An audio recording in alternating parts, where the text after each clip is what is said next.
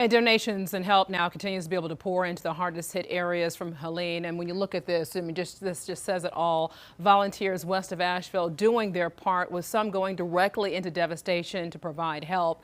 And while those east of Asheville are now volunteering their own time to help in animal rescues in that area. Queen City News anchor Derek Dellinger live in Mint Hill at the fire department there. So it's also taking some donations there for Helene. But Derek, we're also talking a massive effort here in some cases.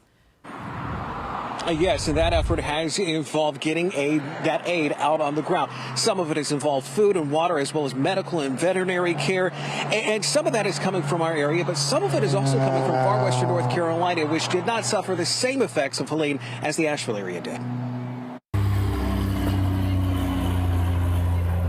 For many, this is like helping family or neighbors, because in many instances it kind of is.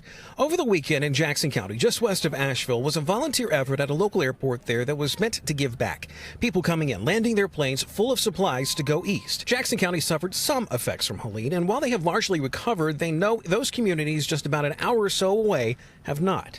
That prompted this, and it's something that organizer Crystal Cochran says hasn't exactly stopped. The pilots love this area and the people so much, and saw all the devastation on their flights, that it got out in the aviation network, and we have had pilots from all over the country coming to bring us stuff so that we can get it to these people that need it. The food and supplies from the flights going to people on the ground and delivering, yes, to Asheville, but also to places like Swannanoa and Marshall and Spruce Pine and Burnsville, areas which got it worse and are still in need of help. We've been trying to supply, firefighters with things that they've needed, boots, people with food. We've tried to fill up churches in that area. Dr. Robbie Whaley is a veterinarian in Marshville. Over the weekend, he took part in his own volunteer effort.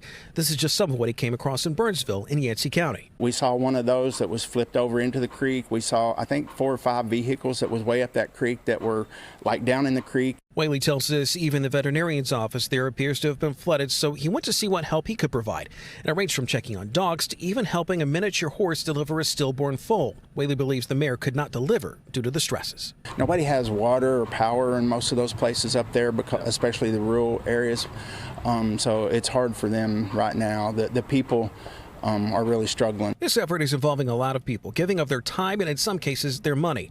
As counties that are recovering or have recovered are welcoming people back, they want people to keep that in mind. Nick Breelove is the director of the Tourism Development Authority in Jackson County. Our focus is really on our residents, on our small businesses, but really providing relief where and how we can. As we hear of more plans announced and how we can help the region, we're volunteering in every way we can. Keeping those hardest hit in mind as people take it upon themselves to give back how they can. It has been the most amazing experience for me.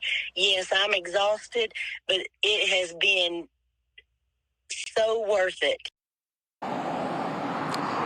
Cochran told us that the volunteer efforts have pared down somewhat, but the planes are still coming in and still delivering things to the airport over in Jackson County. As far as the veterinarian that we spoke with, Dr. Whaley, he says he plans on going back up to the mountains on his time off as necessary, possibly even sooner as conditions warrant. Live in Mint Hill, Derek Dellinger, Queen City News.